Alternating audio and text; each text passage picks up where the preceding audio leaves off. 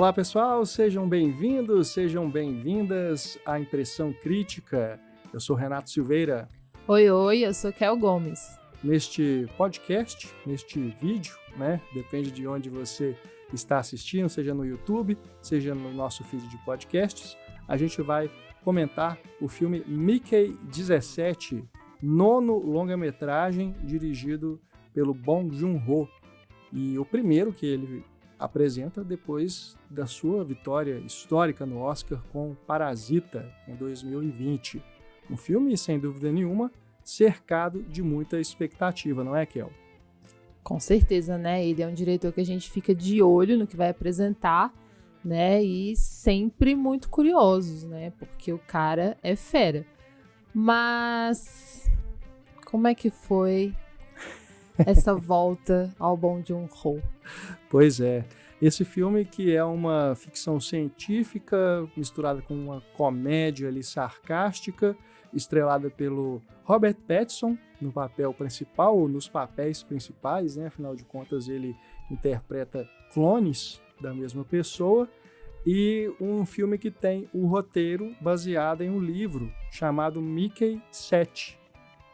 Tem um décimo aí, menos do que no longa, né? Esse livro é do Edward Ashton, foi publicado em 2022 e teve a sua adaptação, os direitos de adaptação adquiridos pela Warner Bros. Antes mesmo dele ser publicado. O Bong Joon-ho, inclusive, começou a trabalhar no roteiro a partir de do chamado manuscrito, né?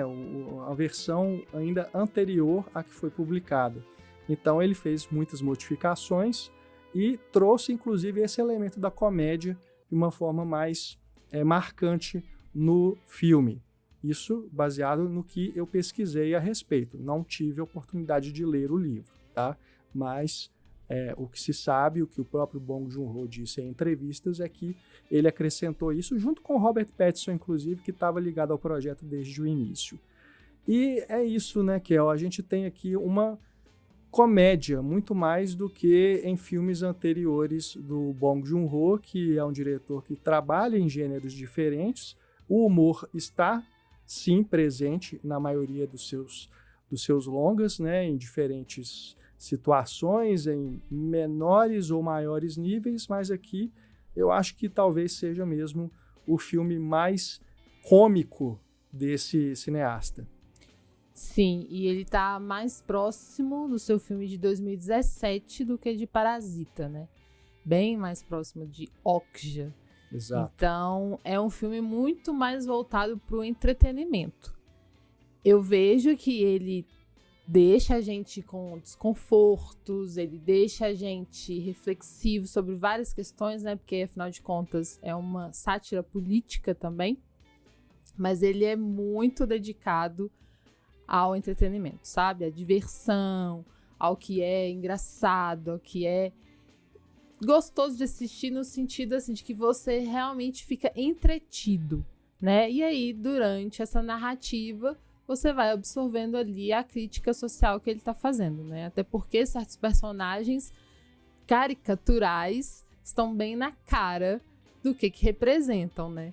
Então, é um Bong Joon-ho, assim, que talvez a gente não estivesse esperando tanto, né?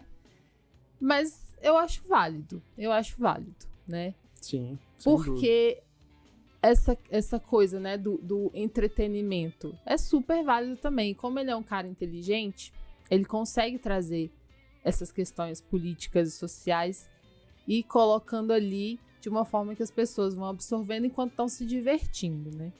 Mas aí a gente sente falta de mais densidade, de mais complexidade. Ele até faz algumas pontuações interessantes, né? Através do personagem do Mike 17. Mike ou Mickey? Ai, não sei.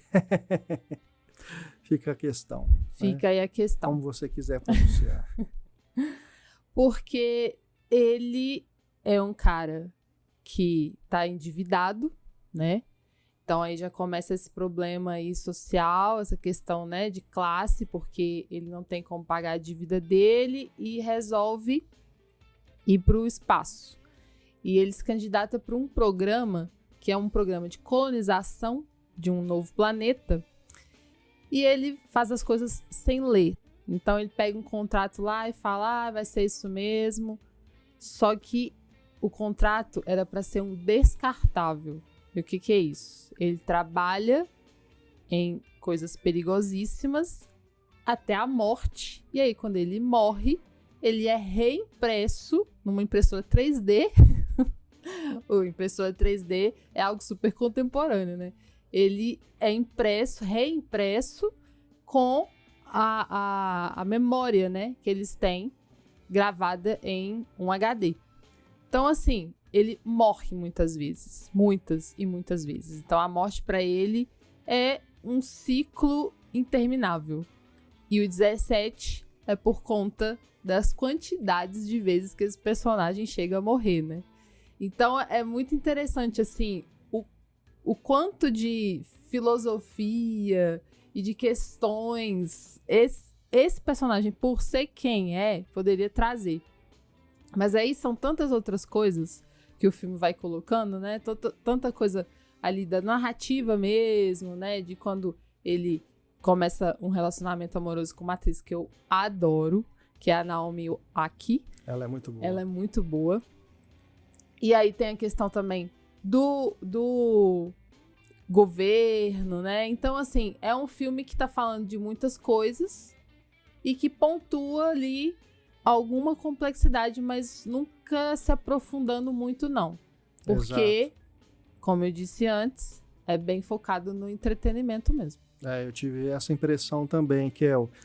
A gente tá comentando, inclusive, baseados aqui o podcast aqui se chama Impressão Crítica, não é à toa, né? A gente está com o filme bem fresco na memória, a gente assistiu numa sessão para a imprensa, então eu acredito assim que o Bong Joon-ho, sendo o cineasta que numa revisão o filme pode crescer no sentido da esteticidade dele, você perceber mais as construções de planos, mas pela história, pelo roteiro, né, pelo que ele está trazendo aqui, me parece realmente ser um filme que fica aquém de outros trabalhos que ele apresentou, pelo menos recentemente, né? Aliás, eu diria até que em relação a outros filmes, né? A gente tem aqui no Cinematório um podcast sobre a carreira do Bong Joon-ho, lá a gente comenta desde os primeiros trabalhos dele, né, até o Parasita. Então, lá a gente fala, por exemplo, sobre Memórias de um Assassino, né, que é um dos melhores filmes que ele fez e é bem anterior a Parasita, né?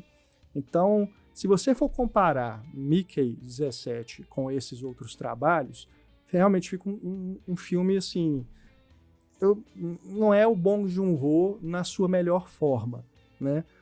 E o que a Kel disse, que eu concordo muito, é muito por conta dessa quantidade de coisas que ele está falando, né? Diferentes elementos dessa crítica social que estão presentes ali, mas sem essa profundidade, né, que se poderia esperar. Porque, por exemplo, no Parasita, a coisa ali está muito focada, né, no que ele está falando.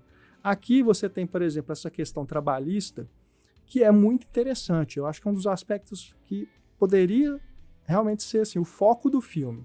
Você pensar que a própria forma como, dentro da história, a questão da clonagem, ela é referida com essa expressão de reimprimir alguém, já coloca, né, uma relação de objetificação da pessoa, que é basicamente o que a gente vê na precarização das relações trabalhistas no nosso mundo hoje.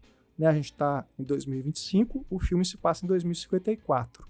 Né, então, a gente faz essa relação direta. Né, você vê que trabalhadores são cada vez mais descartáveis, né, para usar um termo aí que também é utilizado no filme, e a questão de você reimprimir, né, o termo clonagem, ele nem é tão utilizado no filme, é mais essa questão da reimpressão, tem ali aquele aparelho, né, aquela impressora gigante ali, você vê que os funcionários que são responsáveis por essa reimpressão também são muito desleixados, né, em mais de um momento, na hora que o corpo está saindo, né, tá para cair no chão, né? Porque os funcionários não estão dando a devida atenção àquilo.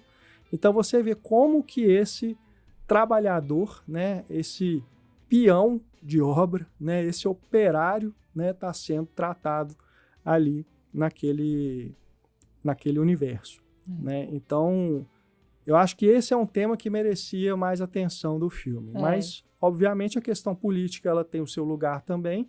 E aí a figura do Mark Ruffalo, né, que faz essa mistura ali de Donald Trump com Elon Musk, é muito incisiva e oportuna nesse momento que a gente está vivendo, né, Kel? Com certeza. E é bem claro, bem evidente que é uma mistura desses dois mesmo, sabe?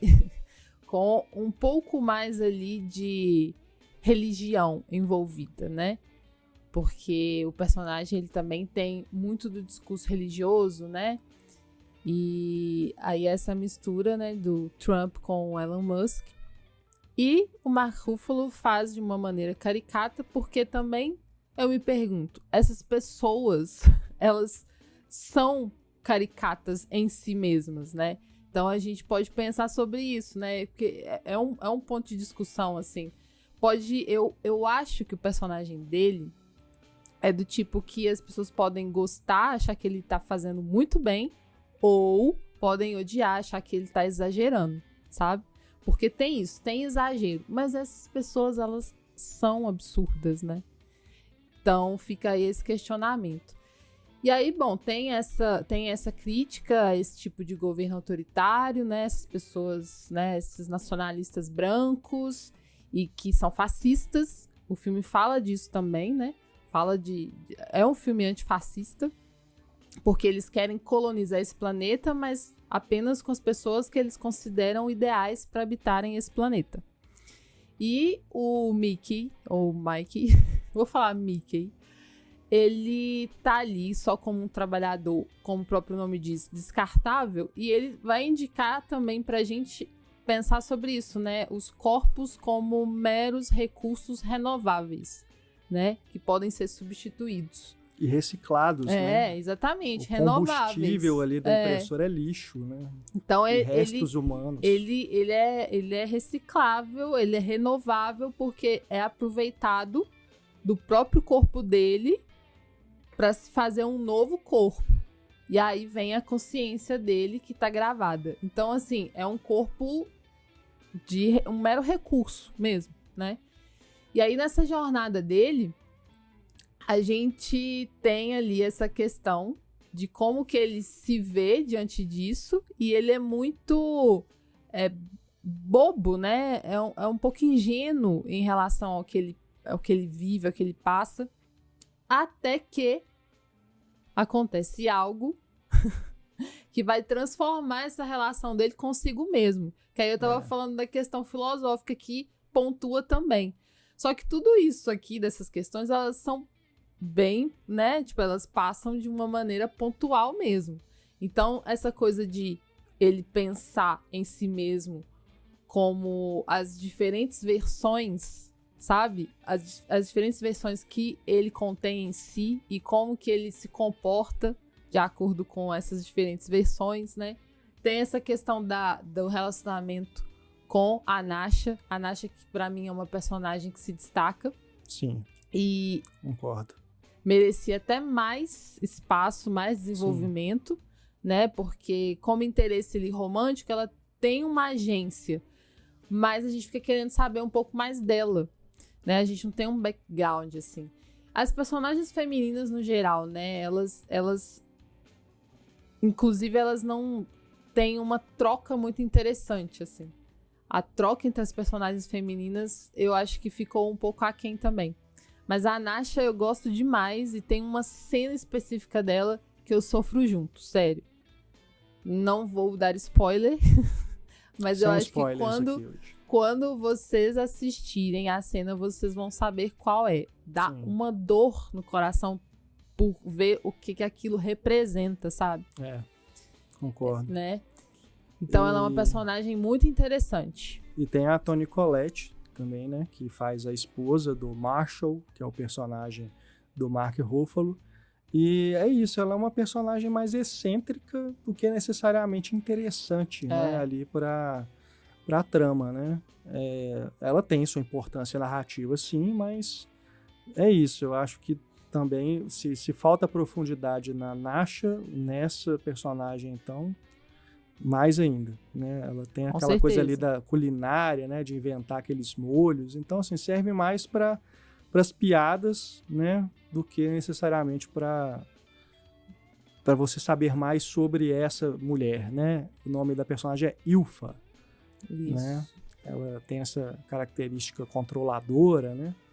Ela acaba que é isso. Assim como o Marshall é uma representação desses líderes e CEOs, etc., autoritários, fascistas que a gente tem na nossa sociedade, ela também pode ser vista como uma representante, por exemplo, da Melania Trump, né? A esposa do Trump, né? Que é uma figura também que é muito estranha, né? Muito excêntrica também. Enfim, você faz essas ligações, apesar de não estar ali dito explicitamente, né, quem que eles estão representando, e o próprio Bong Joon-ho acaba que em entrevistas lá no Festival de Berlim, onde ele fez a pré-estreia do filme, ele não assumiu, né, diretamente, até pela época em que o filme foi escrito. Mas ele sendo lançado agora, você faz ligações com as coisas que estão acontecendo agora. Por isso que eu disse que é muito oportuno, né, o lançamento dele nesse momento. Agora, essa questão... Só fechando sobre isso, porque o filme não prevê o que, obviamente, não está prevendo, né, o que o Trump vai se transformar e na eleição que ele ganha, mas acaba acontecendo uma coincidência muito grande que dá mais força pro filme, né? Sim, né? Sem Esse dúvida. tom imperialista que o Trump tá reforçando agora, eu acho que coincide muito com o que o filme tá falando, né? Porque tem essa coisa da colonização, né? Do planeta, do que ele quer como sociedade, esse líder, né? Quer como sociedade, de pessoas que ele não quer que fazem parte da sociedade dele. Então, assim, tá muito confluente, assim, com o que tá acontecendo. Sim. Então, beneficia o filme, porque ele ganha mais camada política, né? Sim.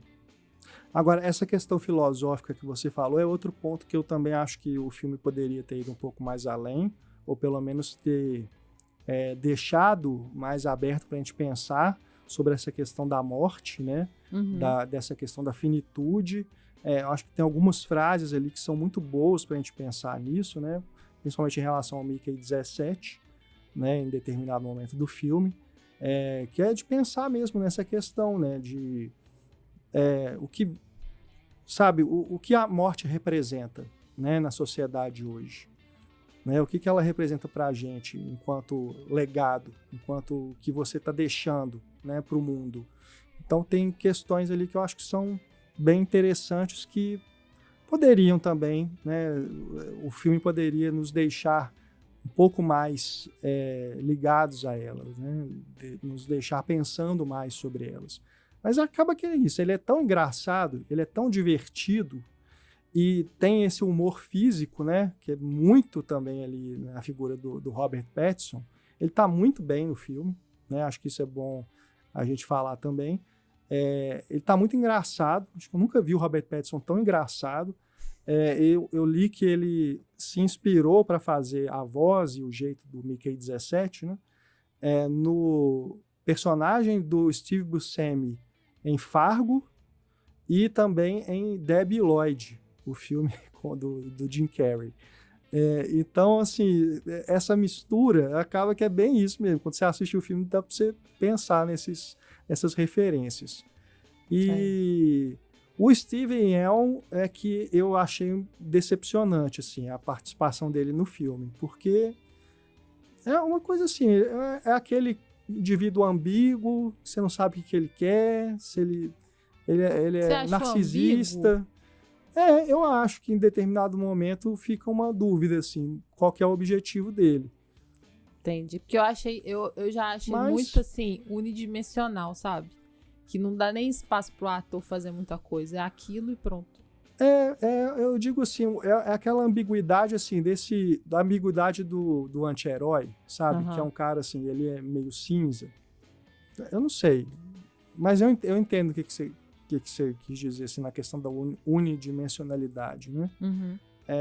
Ele também não tem muito espaço, né? Os personagens aqui não vão ter muito espaço para desenvolvimento, e acho que isso acaba afetando esse também, né? Mas ele é isso, ele é tipo um melhor amigo que, na verdade, não é amigo, né? É um aproveitador, interesseiro. Mas eu acho que em determinadas cenas ele me dá uma dúvida, assim, de qual que é a dele, sabe? Mas, enfim. Outra questão também que eu acho muito boa no filme são os efeitos visuais, né? Muito bem executados. Também aqui não vamos entrar muito no terreno de spoilers, né? Porque tem coisas que acontecem que envolvem efeitos especiais que, se a gente contar aqui, vai atrapalhar, mas muito bem executados, né? Muito bem feitos, e eu acho que é o terreno onde o filme caminha com mais facilidade, se a gente for pensar na próxima temporada de premiações. Né? O que é esse filme, né? Pensando, não tem como você não ligar o Bong Joon-ho hoje à temporada de premiações. Né? Então, Mickey 17 para o Oscar 2026, será que ele vai chegar lá com alguma chance? Eu acho que, nesse momento, se chegar, é mais para essas categorias de direção de arte, efeitos visuais, edição de som. Sim. Concorda, Kiel? Eu concordo e, inclusive, acho a direção de arte muito boa. É da Fiona Crombie, que já foi indicada por A Favorita e já fez também Cruella. Então, é uma direção de arte que chama atenção, sabe? Então, provavelmente, se ele chegar até lá, essa deve ser uma indicação, sim. Mas, né, muita água vai rolar ainda, muita coisa. E a gente sabe que os filmes que são lançados no início do ano, eles têm uma batalha um pouco maior a vencer, né? Mas é isso. É um filme que entretém e que traz essas questões todas de maneira um tanto rasa, né? Ele coloca ali a reflexão, ele coloca ali a questão, mas ele não desenvolve. Então, fica um pouco esse gosto de que poderia ter sido mais. Principalmente porque a gente sabe do que o Bong Joon-ho é capaz. Exatamente. Né? Eu acho que é isso. É um filme que tem toda essa carga de expectativa em volta. Eu não sou favorável a essas pressões que você coloca, que as pessoas colocam sobre cineastas que acabaram de fazer filmes que, né, são considerados obras-primas, né? No caso do Bong Joon-ho com Parasita. Então há uma cobrança excessiva, assim, de que o próximo filme tem que ser melhor ainda, né? Não precisa, não tem essa obrigação. E aqui ele faz um filme que é bem divertido, é muito legal, né? Tem coisas muito interessantes ali, mas assim, não vai esperando que vai ser outro Parasita, não é. É outra proposta. Acho que ele mesmo assim fez o filme pensando em filme de público grande mesmo, né? Filme para encher sala de cinema, para passar em shopping. Não fez o filme pensando, sabe, em ir para festival, concorrer a prêmio, nem nada disso não. É um filme entretenimento mesmo, né? Exato. Mas claro, um entretenimento inteligente, né? Como diz a nossa querida Ana Lúcia Andrade. E, inclusive, tem umas coisas bem clássicas de sci-fi, né? De ficção científica, né? Por exemplo, essa coisa da guerra, da coexistência com outros seres, né? De outros planetas. Então, é bem uma ficção científica misturada com uma sátira, né? E que diverte. Porque, assim, o tempo você não sente mesmo. É verdade. Você vai do início ao fim do filme ali curtindo. E estamos falando aqui de 2h20 quase, né? Sim. Então, você se envolve. Mas tem essas questões todas sendo colocadas ali e que passam muito brevemente e que deixam um gostinho de poderia ter ido um pouco mais fundo nisso. Encerrando aqui então, que é a nossa impressão crítica, a sua nota para o filme Mickey 17 do Bong Joon-ho. Em 5, eu dou 3. Eu dou 3,5. Meia estrela a mais aí. Bom, diga pra gente também, deixe seu comentário aí sobre o que você achou de Mickey 17. Você pode interagir conosco aqui no YouTube ou nas plataformas de podcasts. E fica aqui também o convite para você acessar o nosso site cinematório.com.br. Lá você pode conhecer o Cineclube Cinematório, através do qual você tem acesso a conteúdo exclusivo que nós produzimos para apoiadores do Cinematório, né? A gente tem o Cineclube para manter os nossos podcasts, o nosso site no ar, a gente continuar fazendo nosso trabalho, e a contrapartida que a gente oferece é esse conteúdo exclusivo. Entre lá, conheça cinematório.com.br, junte-se a nós. Junte-se a nós, gente. Até a próxima. Grande abraço, pessoal. Até mais. Tchau.